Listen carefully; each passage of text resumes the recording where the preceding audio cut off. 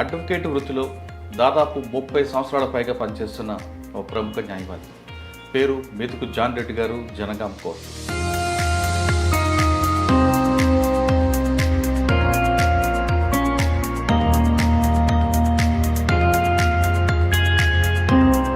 మీరు చేసిన సివిల్ కేసుల కన్నా క్రిమినల్ కేసులు చెప్పారు. ఆ క్రిమినల్ కేసుల్లో మీకు బాగా నచ్చిన కేసు? ఒక్క రేప్ కేసు, వీని చెల్లెని వాళ్ళు తీసుకుపోయినా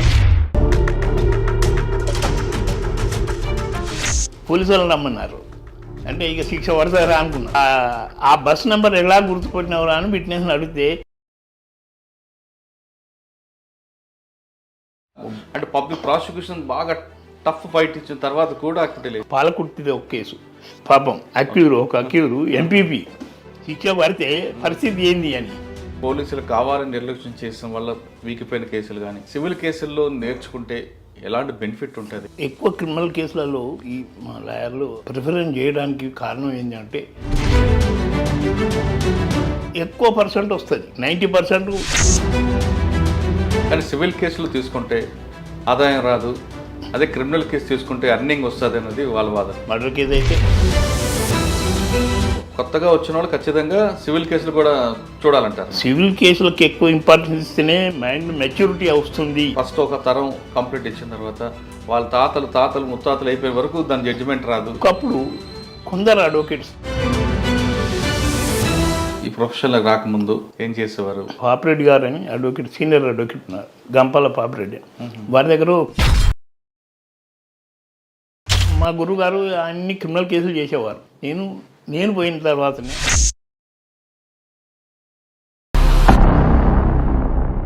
వెల్కమ్ టు లాయర్ షాప్. ఈ వారం మన గెస్ట్ అడ్వకేట్ వృత్తిలో దాదాపు 30 సంవత్సరాల పైగా పనిచేస్తున్న ఒక ప్రముఖ న్యాయవాది. పేరు మెతుకు జాన్ రెడ్డి గారు, జనగాం కోర్టు. జాన్ రెడ్డి గారు ఒక న్యాయవాది వృత్తిలో రాకముందు ఒక అడ్వకేట్ దగ్గర గుమస్తాగా పనిచేసి అక్కడ ఎక్స్పీరియన్స్ సంపాదించి తర్వాత ఆ వృత్తిలో వచ్చారు.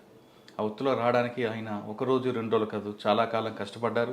అంతేకాకుండా దీన్ని రావడానికి ఒక ప్రొఫెషనల్గా, ఒక ప్యాషన్గా తీసుకొని నెల్లూరు లా కాలేజీలో లా చేసి తర్వాత ఈ వృత్తిలోకి వచ్చారు. వచ్చిన తర్వాత ఆయన ఫస్ట్ క్రిమినల్ కేసులు బాగా చూసి తర్వాత ఆయన సివిల్ కేసు చూస్తున్నారు.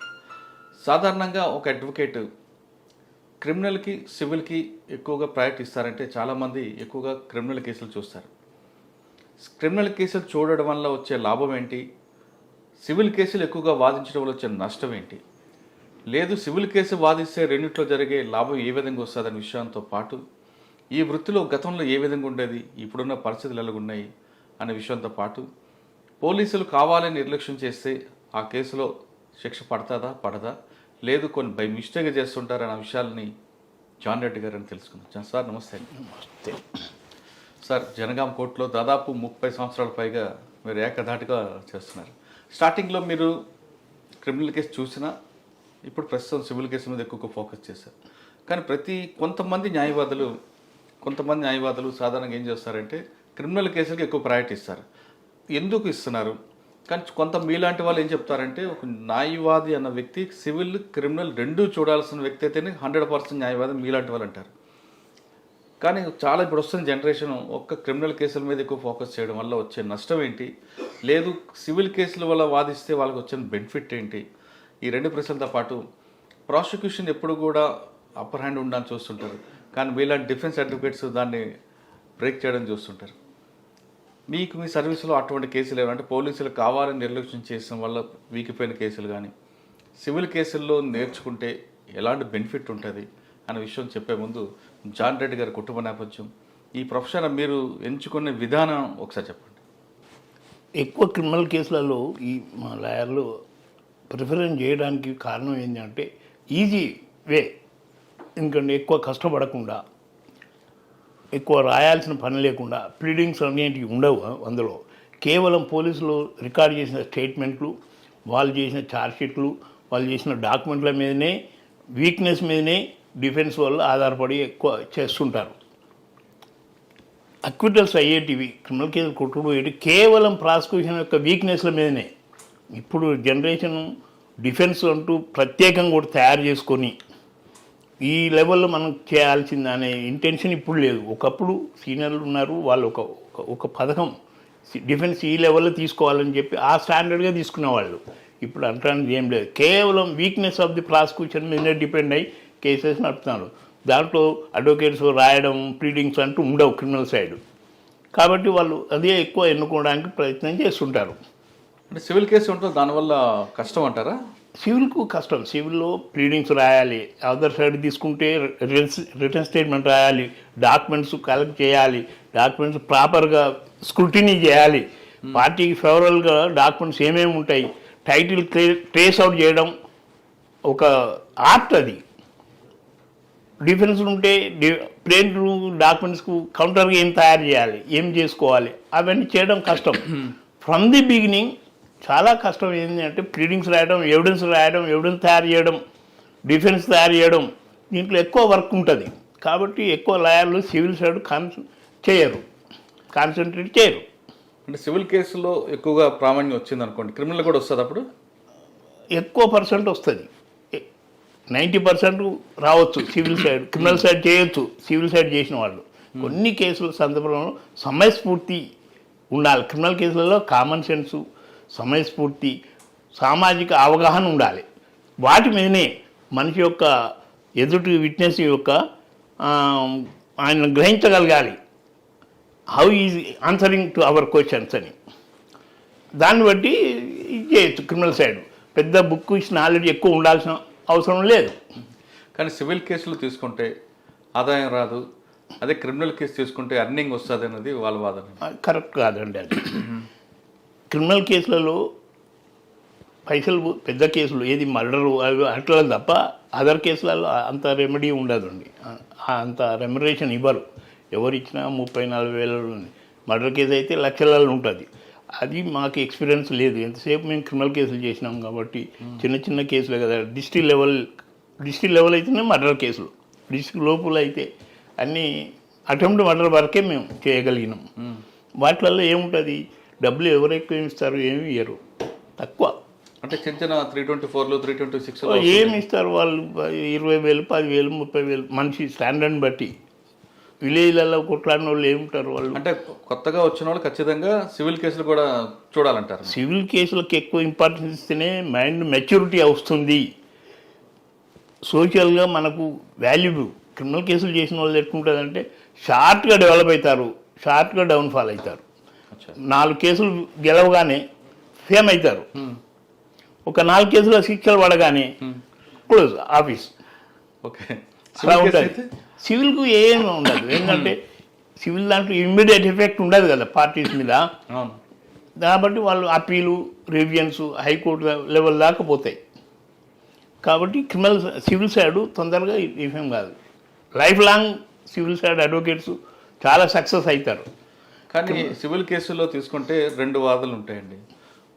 ఫస్ట్ ఒక తరం కంప్లీట్ ఇచ్చిన తర్వాత వాళ్ళ తాతలు ముత్తాతలు అయిపోయే వరకు దాని జడ్జిమెంట్ రాదు. ఈలోగా అడ్వకేట్లు ఆర్థికంగా బలపడతారు, కానీ బాధితుడు ఆర్థికంగా మోసపోతాడు, నష్టపోతాడు అంటారు. వాస్తవం అంటారు.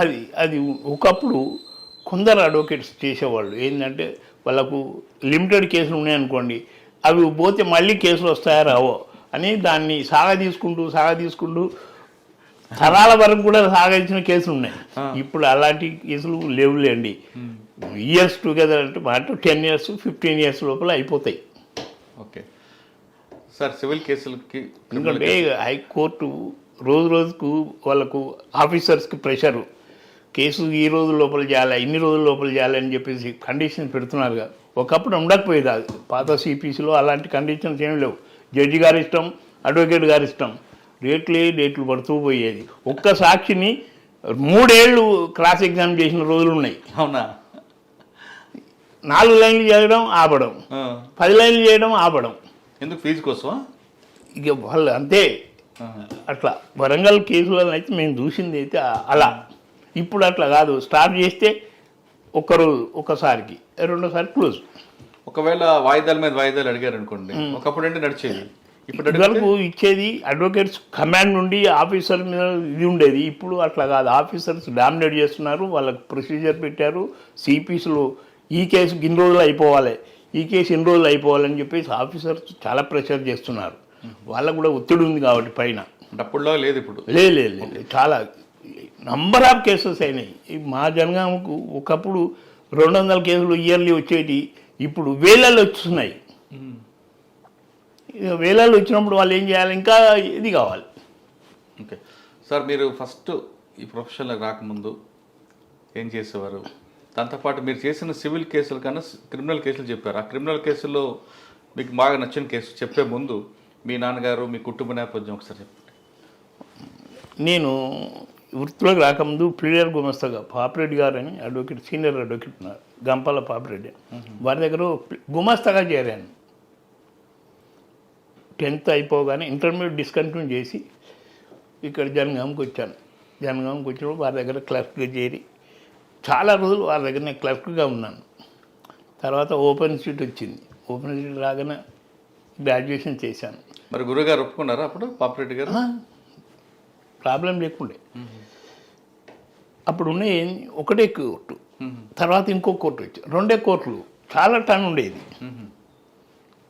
85 దాకా ఒకటే కోర్టు అండి. 85లో సబ్ కోర్టు వచ్చింది. సబ్ కోర్టు వచ్చినప్పుడు 2 కోర్టులే, చాలా టైం ఉండేది. లిమిటెడ్ కేసులే కదా అప్పుడు. మా గురువుగారు అన్ని క్రిమినల్ కేసులు చేసేవారు. నేను పోయిన తర్వాతనే ఆఫీస్కు సివిల్ ఆఫీసు డెవలప్ చేశాం. సార్ క్రిమినల్ కేసులు చేస్తే ఏమున్నది, వారైతే ఓపెన్గా ఎక్స్ప్రెస్ చేసేది. క్రిమినల్ కేసులు ఏంటో 6 నెలలు అయిపోతాయా, ఏమున్నది, వాళ్ళు ఇచ్చిన స్టేట్మెంటే చదువుకోవడం అని క్లాసిఫికేషన్ చేయడం ఈజీ మెథడ్ కదా. ఈ రాయడం ఏంది, ఇదంతా ఎవిడెన్స్ తయారు చేయడం ఇదంతా ఉండదు కదా క్రిమినల్ సైడు అనేవారు. కానీ అది నేను ఏకీవించకపోయేది. అంటే మీరు ఓపెన్ ఇన్స్టిట్యూట్ డిగ్రీ చేసి తర్వాత LLB అక్కడ నెల్లూరులో. దాంతో 91లో ఫస్ట్ బెయిల్ పిటిషన్ ఒక మర్డర్ కేసులో వేసాం. అది వచ్చిందా bail? First bail petition dismiss చేశారనుకోండి, సెకండ్ బెయిల్ ఇచ్చారు. తర్వాత మీ క్రిమినల్ కేసు ఎలా జరిగిందండి? ఇక అది ఇక్కడికి వచ్చిన తర్వాత నా ఎక్స్పీరియన్స్ ఉన్నది కాబట్టి చాలామంది మా పాపులర్ దగ్గర క్లయింట్లు పరిచయం కాబట్టి ఇమీడియట్గా నా ప్రాక్టీస్ డెవలప్ అయ్యింది. ఇమీడియట్గా పికప్ అయినాను. ఎక్కువ ఏ కేసులు చూసేవారండి క్రిమినల్? బిగినింగ్లో criminal 498A, 494 cases, maintenance cases బిగినింగ్లో అవే ఉండేది. ఒకటే కోర్టు కదా. సబ్ కోర్టులో ఓన్లీ 307 కేసెస్. సార్ 498లో చాలా సాధారణంగా కన్విక్షన్ వస్తుంది. మరి మీ క్లయింట్కి కన్విక్షన్? నాకు ఇంతవరకు ఒక కన్విక్షన్ కూడా కాలేదండి. నా లైఫ్లో కన్విక్షన్ అయింది ఒక్క రేప్ కేసు, ఒక్క 304A కేసు. చెప్పండి ఒకసారి ఎందుకు అయింది అది? అంటే కన్విక్షన్ రాని పేరు ఉంది కదా. అంటే క్రిమినల్ కేసులో ఆ కేసు జెన్యున్ కేసు, అంతే అడ్మిటెడ్ కేసు. అది వాడు చేసిండు కాబట్టి వాడికి ఇదైంది. అంటే మీరు లైన్ చేయలేదని చెప్పారా? నాకు చెప్పిన ఫ్యాక్ట్ అది. చేశాడు. దానికి వాడు ఎప్పుడు కూడా భయపడలేదు. ఎందుకో ఒడెరాస్ ఏదో వీని చెల్లెని వాళ్ళు వాడు తీసుకుపోయినందుకు వాని బిడ్డని తీసుకొచ్చి ఇది చేశారు. రేప్ చేస్తే ఆ రేప్ కేసు బుక్ అయితే ట్రై చేసినాను, ఎంత కష్టపడ్డా అందులో ఫలితం లేకపోయింది. ఓకే, అంటే హైకోర్టు దాకా పోయినా కన్ఫర్మ్. మీరు ఎంచుకున్న లైన్ ఏంటి అందులో? మనం డిఫెన్స్ పోయిన సింపుల్గా డినేల్ మీద ఓన్లీ ప్రాసిక్యూషన్ వీక్నెస్ మీదనే మనం ప్లాన్ చేసినాం. కానీ ఈ ఆఫీసర్ గారు లేని అది ఉంది కదా, మొరల్గా ఎవిడెన్స్ ఇద్దరు ఖచ్చితంగా చెప్పారు. వాళ్ళ ఎవిడెన్స్ బిలీవ్ చేశారు, కోర్టు కన్విక్షన్ ఇచ్చారు. ఏమన్నా మీ క్లయింట్ ఏమన్నాడండి? ఏమంటాడు? ఏమనలేదు. ఎందుకంటే తప్పు ఉంది కదా వాడి మీద, మనం ఏం తప్పు చేయలేదు కదా. నేను లైన్ కరెక్ట్ ఉన్నా. ఇంకోటి 304A కేసు. పాపం డ్రైవరు ఆఫీసరు ఒక్క సాక్షి మీదనే శిక్ష చేశాడు. ఓకే, ఒక్క సాక్షిని బిలీవ్ చేసి ఆటోలో వెళ్తుంటే బస్సు వెనకాల వచ్చి గుద్దింది ఆటోకి. ఓకే, అక్కడ ఇన్సిడెంట్ జరిగినప్పుడు ఆ బస్ నెంబర్ ఎలా గుర్తుపట్టినవరా అని విట్నెస్ని అడిగితే ఆటో మిర్రర్లోకి వెళ్ళి చూసి అనండి అని చెప్పాడు. That was believed. ఆ బిలీఫ్ మీదనే కన్విక్షన్ ఇచ్చారు. అటు పాపం హైకోర్టులో కూడా సక్సెస్ కాలేదు. ఆటో అద్దంలోంచి నెంబర్ క్లియర్ రాదు కదా, రివర్స్ కనిపిస్తాయి కదా ఒకసారి. వచ్చింది మనకి, వాడు అంటాడు వచ్చిందని చెప్తాడు. ఇక అసలు చూడలేదు సార్ అని ఉంటే బయటపడేవాళ్ళం. నేను అద్దంలోకి వెళ్ళి చూశాను సార్ అనేసరికి ఆఫీసర్ బిలీవ్ చేశాడు. అంటే అద్దంలోంచి ఇప్పుడు అది క్లారిటీ రాదు కదా సార్. అది ఒకసారి ఇట్లా కింద మీద వస్తుంది, చెప్తారు కొందరు చెప్పగలుగుతారు. రివర్స్లో కనిపిస్తుంది కదా, యాక్చువల్గా రివర్స్లో కనిపిస్తుంది. వాడు రివర్స్లో చెప్పిందని కనిపిస్తుంది అని అనలే, నెంబర్ కనబడ్డదని అన్నాడు. ఇక అనేసరికి ఇక మనం ఏమనలేకపోయినాం. అది ఆ కేసులో కనెక్షన్ అయిందండి, అంతే. నాకు 2 కేసులు మీ సర్వీస్లో. అంటే వేరే కేసులలో అయింది, అప్పీలో క్లోజ్ చేయించుకున్నాం. అది అదే విధంగా అక్విటల్ కేసు చెప్పండి. బాగా అంటే పబ్లిక్ ప్రాసిక్యూషన్ బాగా టఫ్ ఫైట్ ఇచ్చిన తర్వాత కూడా అక్విటల్ టఫ్ అయింది. మొన్న ఒకటి ఏది పాలకుర్తిది ఒక కేసు 447, 420 ట్రెస్పాస్ అండ్ డ్యామేజ్ 427 అది చేశారు. దాంట్లో చాలా టఫ్ ఫైట్. పార్టీసు ఇద్దరు సివిల్ డిస్ప్యూట్స్ నడుస్తున్నాయి, ఇద్దరు బాగా కాన్సన్ట్రేట్ చేశారు. నేను మా క్లయింట్కి చెప్పాను, డౌట్ఫుల్ అబ్బా, మనం గ్యారంటీగా కేసు గెలుస్తామని కాదు, లక్ అని చెప్పాము. రైట్ ఆఫ్ డిఫెన్స్ ఏంటంటే సెల్ఫ్ డిఫెన్స్ తీసుకున్నాను. ఏంటంటే we being the owners we have got every right to enter in to that land and remove the encroachments.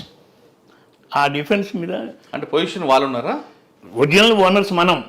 ఇల్లీగల్గా they have enter in to the land and they have raised pillars to some extent. 30 pillars ఏమో. Out of 30 మా వాళ్ళు 9 పిల్లర్స్ను లీగల్గానే, illegal కాదు, by force అది engage చేశారు. JCB engage చేశారు. దాని మీద కేసు. ఆ కేసులో శిక్ష పడతాను. ఆ ఆఫీసర్ గారు కూడా ఎట్లా అంటే ఎంత బెదిరించారంటే, పోలీసు వాళ్ళని రమ్మన్నారు. అంటే ఇక శిక్ష పడతారా అనుకున్నా, రెడీగా ఉండండి అన్నాడు. ఆ కేసు కూడా చనిపో అన్నాడు.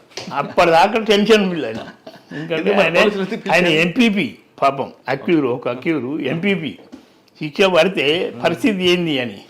దాంట్లో మినిస్టర్ గారికి ఇన్వాల్వ్మెంట్ ఉండే, దయాకర్రావు గారు. ఒక్కరోజు ముందు అడిగితే డౌట్ఫుల్ సార్, ఏం భయపడాల్సిన పని లేదని చెప్పినా కానీ మనకు కూడా డొక్కనే కనెక్షన్ పడితే రెడీగా షూరిటీ పెట్టుకొని రెడీగా ఉన్నాను, కొట్టేశాను అన్నారు. అది చాలా టెన్షన్ ఉన్న కేసు. దాంట్లో బయటపడినాం. మళ్ళీ అప్పీలు పోయినా, అప్పీలు కూడా కొట్టేశారు.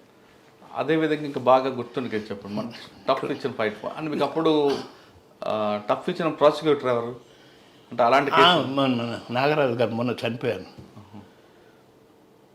చనిపోయారండి. ఆయన సీనియరు, మంచి ఏపీపీ, గుడ్ ఏపీపీ.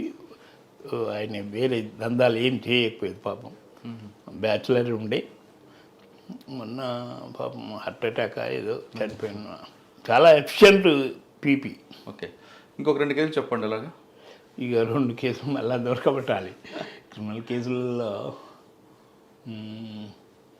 ఇక మిగతా కేసులో అంత కష్టపడ్డ కేసులు క్రిమినల్ కేసులలో నాకు, ఎందుకంటే విట్నెస్లు ఆస్ట్రేలియా ఇది వాళ్ళే మేనేజ్ చేసుకుంటారు. టఫ్ అయిన కేసులు ఈ మధ్యన అయితే ఏం తగలలేదు. ఇక మరి మీరు క్రిమినల్ కేసుల్లో మంచి పేరు వచ్చుకుని మీరు సివిల్ వైపు ఎందుకు తిరిగారు? ఇంకా అదే క్రిమినల్ కేసులో 2 కనెక్షన్ కాగానే ఇబ్బంది పడడం. వాళ్ళు విలేజ్లలో ఆగో శిక్ష పడ్డా సార్కో అని చెప్పి అనటం వలన కొంచెం మంచిగా అనిపించకపోయింది. శిక్ష పడిందంటే అడ్వకేట్ వెళ్ళడం వేస్ట్ అంటారు. నేచురల్ ఒక్క సివిల్ కేసులో పోతే కూడా పబ్లిసిటీ బాగా అవుతుంది. మొన్న ఒక కేసు అయితే పాలకుర్తి, ఒక కేసు నేను 100% గెలిచే కేసు. దట్ ఈస్ వాళ్ళు ఏదో ఆఫీసర్ని ఏదో చేసుకున్నారు, ఓడిపోయినాం. పబ్లిసిటీ ఏంది, ఆ విలేజ్ పాలకుర్తి మొత్తం ఏరియా నా కంట్రోల్లో మొత్తం. నాకు ఎక్కువ అక్కడ మొత్తం అంత జాన్రెడ్డి సార్ కేసు ఓడిపోయిండు అనేసరికి కొంచెం ఒక వీక్ డేస్ నేను చాలా ఇబ్బంది పడ్డా. మళ్ళీ సీనియర్ దగ్గర పోయి వరంగల్ మందాని గారని సీనియర్తో అప్పీల్స్ చేయించాను. గెలిచే కేసు ఓడిపోయింది. ఒక్కోసారి జరుగుతాయి, ఏం చేయలేము. అందరూ ఒక్క తీరు ఎందుకుంటారు ఆఫీసర్లు. ఒకడు మంచివాడు ఉంటారు, చెడువాడు వస్తారు, ఒకడు తెలుగు కల్లోళ్ళు ఉంటారు. సివిల్ కేసుల్లో మీకు బాగా టఫ్ వచ్చిన కేసు ఒకటి చెప్పండి సార్. మీరు ఎక్కువ సివిల్లో ఉన్నారు. ఇప్పుడు సివిల్లో ఉన్నాను. అంతా సివిల్ కేసులలో టఫ్ కేసెస్ ఈ నారాయణపురం ఒక 2 కేసులు చేశాను. అన్నీ ఇప్పుడు ఏం చేస్తున్నా అంటే టైటిల్ సూట్లను కూడా ఇంజక్షన్ సూట్ల కింద కన్వర్ట్ చేసి కోర్టు ఫీజు ఎక్కువ కట్టకుండా చేస్తున్నాం. నారాయణపురం 2 కేసులు. అదర్శాడమో పాపం ఒక డాక్యుమెంటులో ఇద్దరికీ ఉన్నాయి, కానీ బౌండరీస్ కాడ డిఫెక్ట్. మా ఓన్ బౌండరీస్ ఏమో కరెక్ట్ ఉన్నాయి, మా పార్టీ వాళ్ళ పార్టీ బౌండరీస్ కరెక్ట్ లేవు. అండర్ గ్రౌండ్ వాళ్ళు ఒక కేసు వేస్తే వాళ్ళది కొట్టేశారు, మా కేసు డిక్రీ అయింది. ఇదే విధంగా ఇంకొక సూట్ నడుస్తూ ఉంది, ఇప్పుడు పెండింగ్ ఉంది. Specific performance of contract agreement మీద వాళ్ళు సూట్ వేశారు, టైం బార్డ్ అని. నా కేసు ఏంటంటే 2000 అగ్రిమెంట్, దేవ ఫైల్ సూట్ 2012. ఓకే, ఆ డిఫెన్స్లో ఉన్నాను ఇప్పుడు, దానికి పెండింగ్ ఉన్నది. అది ఏమైతే చూడాలి. 90% పోతా గెలుస్తాము, ఎందుకంటే లీగాలిటీ ఉన్న కాడ. ఫ్యాక్ట్స్ మీద అయితే ఇట్ కెన్ బి డిఫర్డ్, ఎవడ ఎట్లా ఉంటే ఆ ఫ్యాక్ట్ వాళ్ళు తీసుకుంటారు ఆఫీసర్లు. లీగాలిటీ ఉన్న కాడ హ్యాస్ టు. సార్ అటువంటి కేసులు కంక్లూడ్ రావాలంటే ఎన్ని సంవత్సరాలు పడుతుంది? ఇన్ని పట్టదండి, ఆఫీసర్ని బట్టి, కోర్టుని బట్టి, ప్రెషర్ని బట్టి. ఒకప్పుడు ఆఫీసర్లు ఎంత మంచిగా ఉండేదంటే స్ట్రిక్ట్ ఉండేవాళ్ళు, ఎవరికి. ఇప్పుడు మొహమాట పడుతున్నారు, మేమెందుకు బదనాం కావాలి. కానీ ఏదో మాట వరుసకు చేయాలని అనడం, వదిలిపెట్టడం. వాళ్ళు స్ట్రిక్ట్గా చేస్తే కేసులు ఎన్ని రోజులండి? ఆర్గ్యుమెంట్ 5 నిమిషాల్లో చెప్పేస్తాం, కేసు 1 అవర్లో డిస్పోజ్ చేయొచ్చు ఆయన. దానికి 10 ఏళ్ళు 12 ఏళ్ళు పడుతుంది. ఎందుకు అంటే వీక్ కేసు ఉన్నోడు ఈ try to drag on the matter. Petition మీద పిటిషన్ వేయడం, ఏదో చెప్పడం, కారణాలు చెప్తాం. న్యాచురల్గా నేనున్నా కూడా అలాగే చెప్తాం, కానీ అంత టైం మనం చేయలేం. మనం మొదలే చెప్పేస్తాం రిజల్ట్, బాబు మన కేసు వీక్ ఉన్నది, ఇది ఏదైనా ఉంటే సెటిల్మెంట్ చేసుకోండి, కాంప్రమైజ్ చేసుకోండి అని చెప్తాను. అంటే మీలాంటి వాళ్ళు చెప్తారండి, కొంతమంది ఏం కాదు చెప్పారండి, మీకు బలం ఉంది అని వాదిస్తారు. చెప్పరు వాళ్ళు. ఎందుకు చెప్తారు? చెప్తే రాదు. ఇప్పుడు పిల్లలు ఎట్లా ఉన్నారంటే ఇది అవుతుంది ఇది కాదు అని చెప్పరు వాళ్ళు. వాళ్ళకే తెలియదు కదా. వాళ్ళు ఇంకో సీనియర్ దగ్గర పోయి అడగడానికి వీలు పడదు, పోరు. దాంతో కొంచెం పార్టీస్ సఫర్ అవుతున్నారు. ఇప్పుడు పడే కేసులు అర్థవంతంగా కాని కేసులు పడుతున్నాయి. ఇప్పుడు ఆ కేసుల్లో ఫ్యాక్ట్ ఉండదు, లీగాలిటీ కనిపించదు, అయినా దానికి మీకు ఎందుకు తీసుకొస్తామని తీసుకుంటుంటారు. మరి తీసుకుంటారంటే పార్టీ ఎట్లా ఉంటుందంటే వాడు జిద్దుకు వస్తాడు, వచ్చి వేయాలంటాడు. ఇప్పుడు మనం కాదన్నాం, ఇంకో దగ్గర పోయి వేస్తాడు. పోనీయండి, పోనీ అనుకుంటే నా వచ్చే ఇన్కమ్ పోతుంది కదా అనుకుంటారు. వీళ్ళు సర్వైవ్ ప్రాబ్లం కదా. ఇప్పుడు జనరల్గా ఇప్పుడు అడ్వకేట్స్ ఎట్లా వస్తున్నారంటే బయట ఏ పని లేని వాళ్ళు, ఏది దొరక్కపోతే అని ఇప్పుడు వస్తున్నారు. ఒకప్పుడు ప్రొఫెషన్లకు వచ్చే వాళ్ళంతా ల్యాండ్ లార్డ్స్, జర సౌండ్ పార్టీసే వచ్చేవాళ్ళు. జనరల్గా ఈ దొరల సొంటి వాళ్ళు, కొంచెం సౌండ్ ఆర్థికంగా ఉన్నోళ్ళు, బిగినింగ్ డబ్బులు రావాలి, సర్వే ప్రాబ్లం, ఒక 2-3 ఏళ్ళు ఓర్చుకోవాలి, ప్రొఫెషన్ నేర్చుకోవాలి అనే వాళ్ళే వచ్చేవాళ్ళు. ఇప్పుడు అట్లా కాదు, ఎవరు జూనియర్గా జాయిన్ కావడానికి ఇష్టమే పడట్లేదు. వచ్చి డైరెక్ట్ ఇండిపెండెంట్ చేస్తున్నారు. ఎవరి దగ్గరకో పోతారు, ఎవరో డ్రాఫ్ట్ రాసిస్తారు, ఇది తెచ్చేస్తాడు. ఆ డ్రాఫ్ట్లో ఏం రాసింది కూడా ఆయనకు ఐడియా ఉండదు, కాన్సెప్ట్ ఉండదు.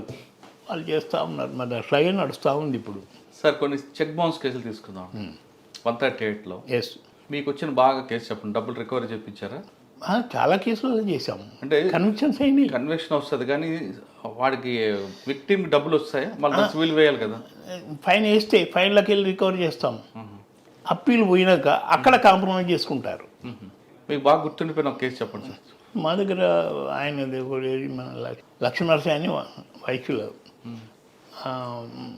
ఆయన ఎస్టీ వాడు గాంధీ నాయక్. ఆయన ల్యాండ్ డిస్ప్యూట్లో ఫ్లాట్ అమ్మినాక చెక్ ఇచ్చాడు. ఆ చెక్ బౌన్స్ మీద వేసినాక క్రిమినల్ కేసు ఇక కనెక్షన్ అవుతుంది అనక వచ్చి సెటిల్మెంట్ చేసుకొని తక్కువకే ఇచ్చాడు డబ్బులు. నేను ఒప్పుకో, ఆ సాయంతో ఎందుకు వాళ్ళ ఎస్టీలతో ఎంతసేపు కొట్లాడుతావు అని ఏదో సెటిల్ చేసి ఓడిపించేసి. అది జెన్యున్ కేసు కాబట్టి మీరు జెన్యున్ కేసు. కానీ కొంతమంది ఏం చేస్తారంటే డబ్బులు తీసుకుంటారు, దానిలో డబ్బులు తీసుకొని అసలు తీసుకొని వడ్డీ కోసం ఆ బ్లాంక్ చెక్ మీద మళ్ళీ ఇంకోటి వేస్తుంటారు. మరి అప్పుడు ఆ బాధ్యతకి అన్యాయం కదండి. అన్యాయం అయితే అటువంటి కాడ అడ్వకేట్ కూడా ఏం చేయలేడు. బికాజ్ ప్రామిసర్ నోటుకున్న వాల్యూ వేరే ఏ డాక్యుమెంట్కి ఉండదు. కోర్టులు కూడా ప్రామిసర్ నోటు ఉన్న కాడ వెనక్కి పోలేదు. తప్పుడు కేసు అయినా కూడా నోట్ లేకుండా చెక్కులు ఇస్తే సక్సెస్ఫుల్ కావు. అవి 90% సక్సెస్ కావు. ఓకే, ప్రామిసర్ నోట్ చెక్ ఉంటే. ప్రామిసర్ నోటు అంటే ప్రీవియస్గా లీగల్లీ రికవరబుల్ డెట్ ఉండాలి. అచ్చా. అది లేకుండా చెక్ ఇస్తే చెక్ చెల్లదు.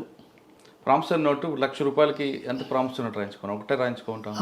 ఎన్ని లక్షలకైనా ఒకటే ప్రామిసరీ నోట్ పెట్టవచ్చు. బట్ వేరే ఇతని అంత అమౌంట్ ఇచ్చేప్పుడు ఈయన కెపాసిటీ ఉందా చూపించాలి. సపోజ్ ఇన్కమ్ ట్యాక్స్ అసెసీ అయి ఉండాలి. ఎక్కువ అమౌంట్ అయితే 1-2 ఇన్సిడెంట్లు 1-2 ప్రామిసరీ నోట్లు కాదు, ఒక్కొక్కరు 10 ఇన్సిడెంట్లు ఉంటాయి, 10 కేసులు ఉంటాయి. అట్లాంటి కాడ ఇబ్బంది అవుతుంది. ఎందుకంటే ఈ must be taken license holder అయి ఉండాలి, మనీ లెండింగ్ లైసెన్స్ ఉండాలి. అది లేకుండా ఫ్రెండ్షిప్లో తీసుకుంటాం, అది 1-2 ఇన్సిడెంట్లు ఉంటాయి. అట్లా ఉన్న కాడ ప్రామిసరీ నోటు మీద suit maintainable, criminal case cheque ఇస్తే చెక్ మెయింటైనబుల్. సార్ కొంతమంది ప్రామిసరీ నోటు మీద ఇచ్చిన వ్యక్తి పేరు రాస్తారు.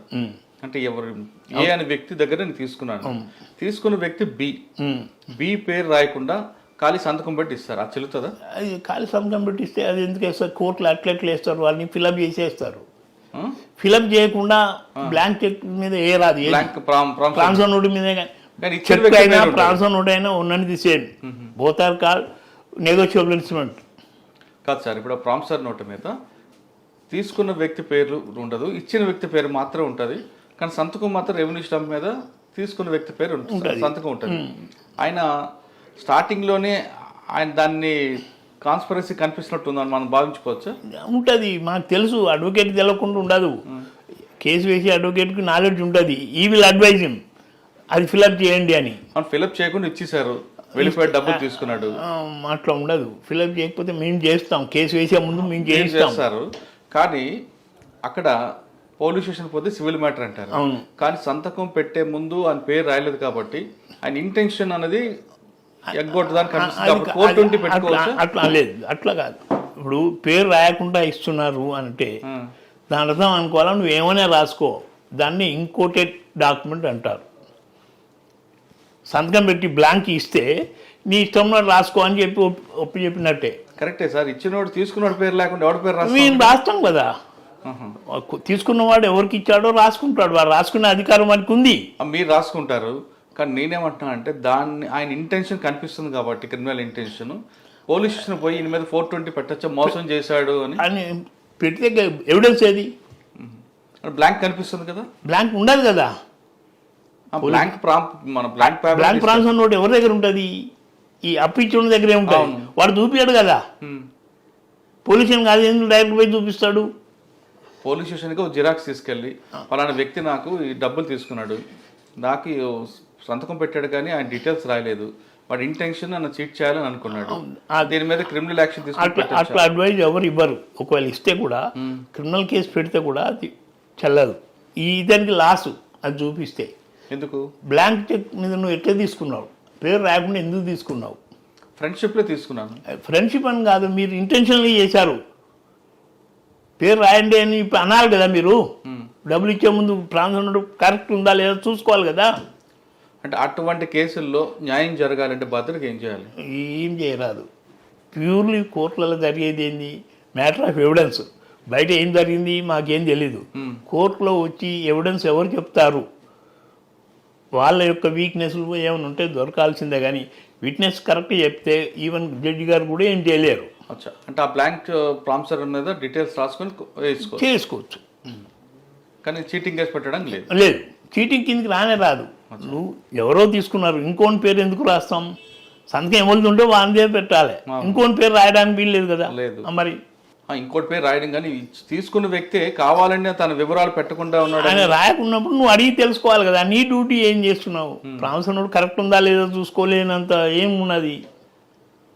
ఇంటెన్షన్ నీదే ఉంటుంది. నువ్వు పేరు రాయొద్దు అన్నావు కాబట్టి రాయలేదు అని ఇటువైపు తీసుకోవచ్చు. అట్లా ఉన్నాయి. ఫ్రెండ్షిప్ కేసులో కేసు నడుస్తూ ఉంది. బ్లాంక్ నోట్ కాదు, బ్లాంక్ స్టాంపుల మీద సంతకాలు తీసుకుంటారు. స్టాంపుల మీద బ్లాంక్ స్టాంపుల మీద సంతకాలు తీసుకుంటారు. వైట్ పేపర్ అతికించు కాదు సార్, బ్లాంక్ స్టాంపే ఉంటుంది కదా, ఎండింగ్లో సంతకం పెట్టిస్తారు. ఏంది సెక్యూరిటీ అని అంటారు. నాకు కేసు ఇప్పుడు నేను వేస్తున్నాను, అది పేర్లు ఎందుకు వద్దు కానీ దాన్ని మేము అగ్రిమెంట్ కన్వర్ట్ చేసాం. ఆయన అంటాడు, సార్ నాకు భూమి రాసి ఇచ్చాడని. ఆ కేసు వేస్తున్నాం. ఆయన అనేది నేను అప్పు కింద ఇచ్చాను అని ఆయన అంటాడు. మీరు అడిగిన కేసు ఇప్పుడు కేసు ఉంది, ఇంకా స్టిల్ అట్నే ఉంది. అది ఏమైందో చూద్దాం. ఏదో క్యాసెట్లు ఏదో రికార్డింగ్ ఉందన్నారు. దాన్ని చూస్తే క్లారిటీ వస్తుంది. అది చూడనంతసేపు అది కనుక రాకపోతే నేను గెలుస్తా. అది వస్తే డౌట్ఫుల్ కేసు. ఈ విషయం మీ క్లయింట్కి చెప్పారా? క్లయింట్కి చెప్పారు నాకు, కానీ నాకు బోల్డ్ అని చెప్తారు, కానీ మేము ఎందుకు బయట చెప్తాం? చెప్పకూడదు. అవును, లా ప్రకారంగా 126 ఎవిడెన్స్ యాక్ట్ ప్రకారంగా క్లయింట్ మాకు చెప్పినాయని మేము బయట చెప్పకూడదు. అంటే మీలాంటి వాళ్ళు ప్రొఫెషనల్ ఉన్న వాళ్ళు చెప్పరు, కానీ మరి కొంతమంది ఇప్పుడు వస్తున్న వాళ్ళు వాళ్ళకి క్లయింట్కి సంబంధించిన సీక్రెట్స్ అన్ని అవతల వాళ్ళకి ఇచ్చేస్తారు. ఇస్తారు. మరి దాన్ని ఎవరు ఏం చేయగలిగారు? చేయకూడదు కాదు, పాపం మనం ఏం చేయలేము కాదు. సార్ 498లో సాధారణంగా కన్విక్షన్ రాదు, ఎందుకు వస్తాయి? ఇప్పుడు వస్తున్నాయి. ఎందుకు వస్తున్నాయి? It depends upon the officer. అంటే మీరు చేసిన టైంలో అన్ని ఎక్విటల్ అయ్యా? అన్నీ అక్విటలే, 99% అక్విటలే. ఒక్క కేసులో కూడా శిక్ష వాళ్ళే. 498 వేయలేం. అంటే 498లో వాళ్ళిద్దరిని కలపాలని ఎప్పుడైనా ట్రై చేశారా? ఎక్కువ పర్సన్ నేను ఫస్ట్ ఆఫ్ ఆల్ సెటిల్ చేసుకోండి, వారెవరితో కలిసి ఉండండి. అంటే మీ దగ్గరికి అటువంటి కేసు ఏమైనా వచ్చిందా? చాలా కేసులలో చెప్పాను. ఇప్పుడు ఇంకో కేసు ఉంది. ఆ అమ్మాయిని 2 కేసులలో మేము ఆ అమ్మాయిని బదులాడుతూ ఉన్నాం. ఎందుకమ్మా అంటే ఆ అమ్మాయి ఎందుకో వాళ్ళ ఫాదరు ఈ అబ్బాయి తాగుతాడట. అదొక్కడే వీక్నెస్, ఇంకేమన్నాడు? ఆమెను తిట్టడు, ఏమన్నాడు. చాలా అదే వీక్నెస్. అది ఆ వీక్నెస్ మనం మాన్పిట్టలేము. తల్లిదండ్రులు కూడా ఏడ్చారు. అది చెప్పినామమ్మా, ఏమన్నా ఉంటే మార్చుకునేది, లేకపోతే ఈ కేసులు ఎందుకు పెట్టుకొని తిప్పలు పడతారమ్మా అనవసరంగా. కూర్చొని మాట్లాడుకొని విడాకులు తీసుకోరి అంటే, ఆమె ఇంకో ప్లాట్ ఉన్నదండి, అలా అది ఇస్తే విడాకులు చేసుకుంటానంటే, ఆ ప్లాట్ ఇయ్యరా అమ్మాయిగా, నువ్వు కేసులు ఇస్తే జైలు పోతానికి తయారున్నాడు. ఆయన ప్రిపేర్ చేశాం జైలు పోతానికి. అంతే, తప్పదు కదా. ఇప్పుడు మెయింటెనెన్స్ ఆర్డర్ అవుతుంది, ఇతను కట్టలేడు, కట్టకపోతే నేను చేయలే. అవును, అంత మొండికేయడమే. జైల్లో కూర్చుంటా అంటాడు. 1 month పోతారు, కూర్చుంటారు, వస్తారు. సార్ సాధారణంగా ఇంటి పక్కన చిన్న చిన్న విభేదాలు వస్తాయి, పక్కింటి వాళ్ళకి తిట్టుకుంటారు. తిట్టుకొని పోలీస్ స్టేషన్కి వెళ్తే ఈ సివిల్ మ్యాటర్ కాగజబుల్, నాన్ కాగజబుల్ ఉంటుంది. అంటే ఇది కాదు పొండి అంటే వాళ్ళకు అర్థం కాక ఆల్రెడీ నాకు తిట్టిన వాడు పోలీసులు మేనేజ్ చేసాడు అపోహంలో ఉంటుంది. చాలా వరకు ఉంటాయి, అట్లా ఉంటాయి. అటువంటి వాళ్ళు న్యాయం జరగాలంటే ఏం చేయాలి? న్యాయం చేయాలంటే ప్రైవేట్ కంప్లైంట్ వేసుకోవాల్సింది. వచ్చి వాళ్ళు complaint can be lodge before police. If they fail to do so, they can file complaint in the court itself by engaging a council. అంటే కోర్టు అప్పుడు కేసుకి రిఫర్ కాగ్నిషన్ తీసుకుంటుంది. మరి పోలీస్ స్టేషన్ పోయినాము, వాళ్ళు తీసుకోలేదు అనేది ఎవిడెన్స్ చూపించాలి. అచ్చా, జీడీ ఎంట్రీ అని పెట్టించుకున్నా. జీడీ ఎంట్రీ ఉండదు సార్, వాళ్ళు రిసీవ్ ఇస్తారు, తర్వాత యాక్షన్ ఉండదు. That is enough. ఓకే, లేకపోతే మళ్ళీ వాళ్ళకే రెఫర్ చేస్తుంది కోర్టు, ఎంక్వైరీ చేయండి. అది తప్పియడం కోసం మనం అప్రోచ్ అయినామని చెప్పడానికి సమ్ ఎవిడెన్స్ చూపిస్తే కోర్టే అక్కడ మన ఎవిడెన్స్ తీసుకొని బిలీవ్ చేస్తే కాగ్నిషన్ తీసుకుంటుంది, సమ్మన్స్ ఇష్యూ చేస్తుంది.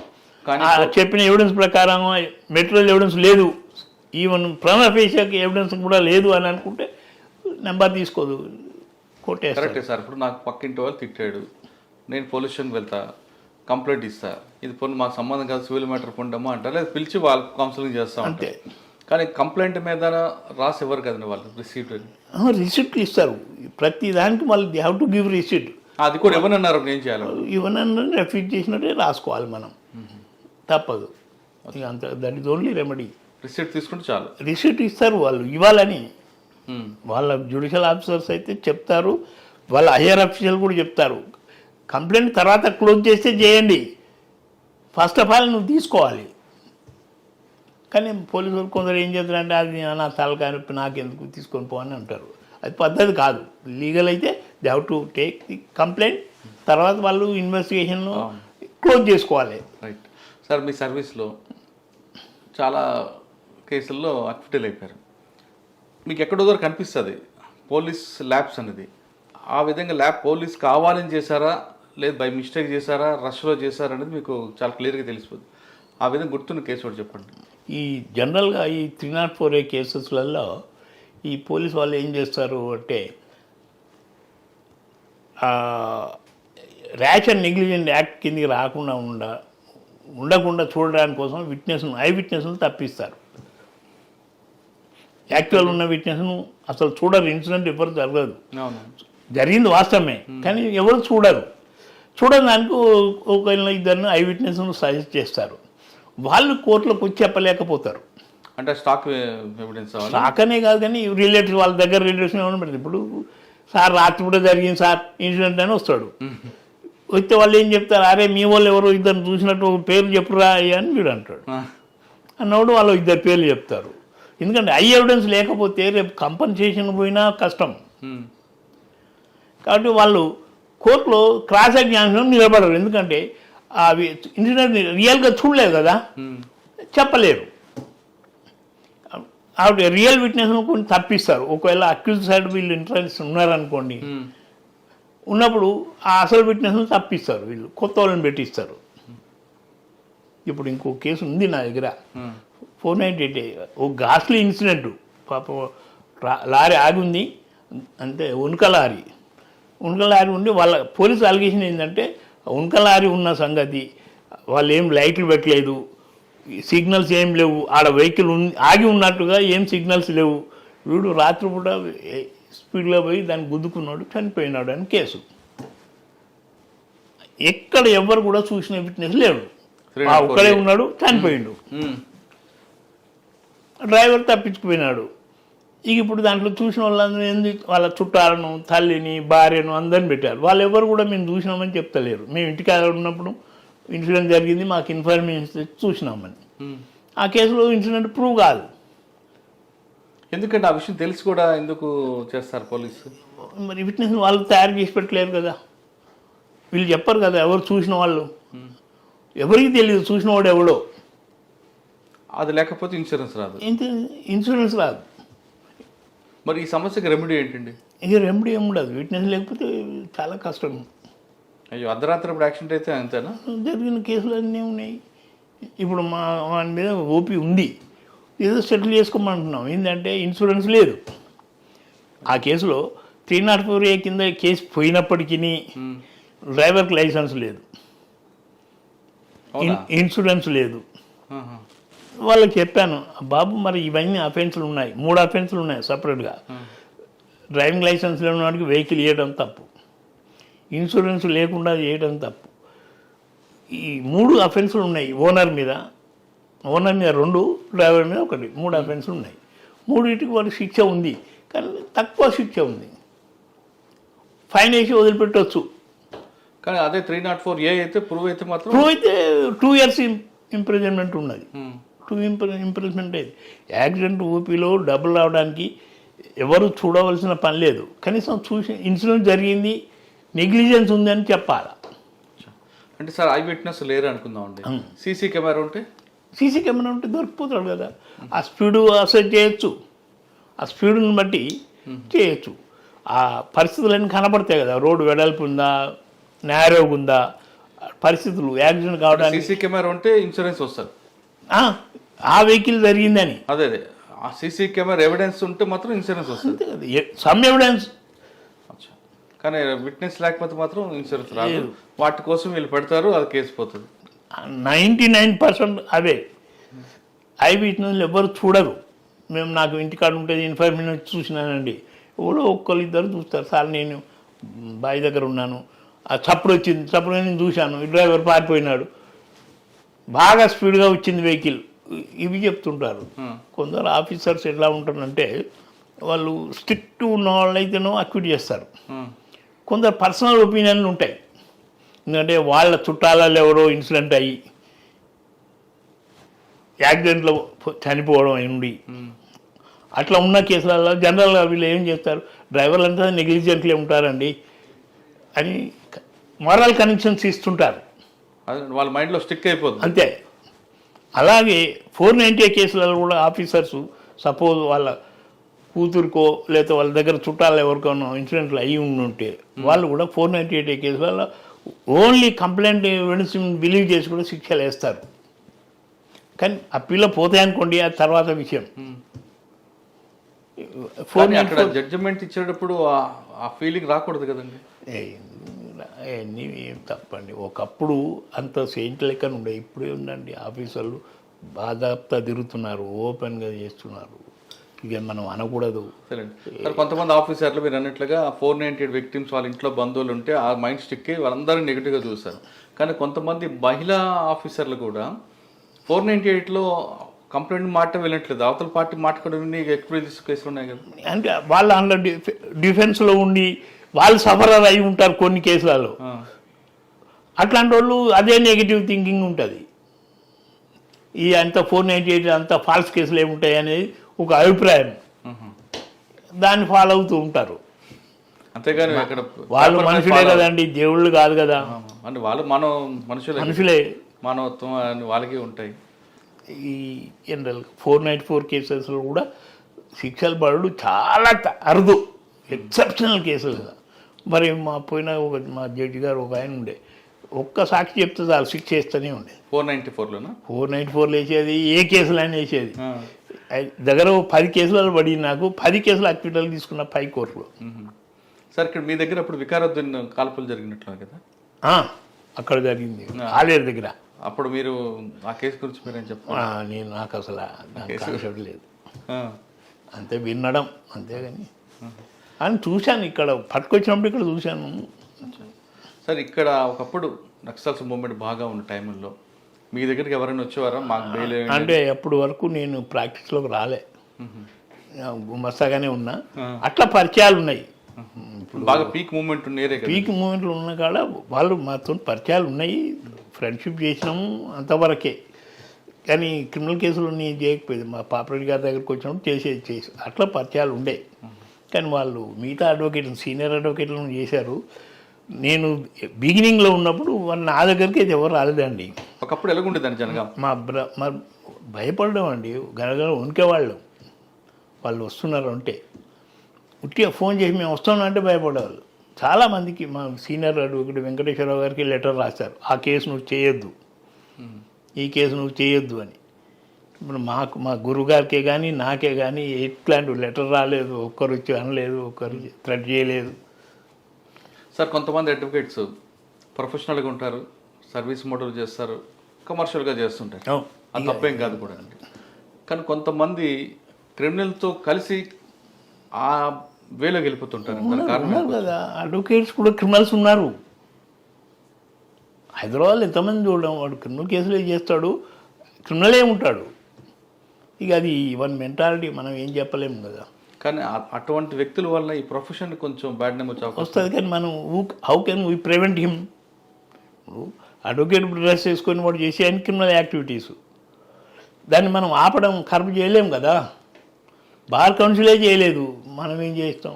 కానీ మరికొంతమంది బాధితుల పక్షాన్ని నిలబడి స్ట్రాంగ్గా నిలబడి వాళ్ళు హత్యలు గురవుతుంటారు. అవును, మరి అటువంటి వాళ్ళు మన ఎవరు ఇప్పుడు వాళ్ళకి ప్రొటెక్షన్ ఏందని మొన్న వాళ్ళిద్దరు భార్యాభర్తలను చంపితే ప్రొటెక్షనే లేదు.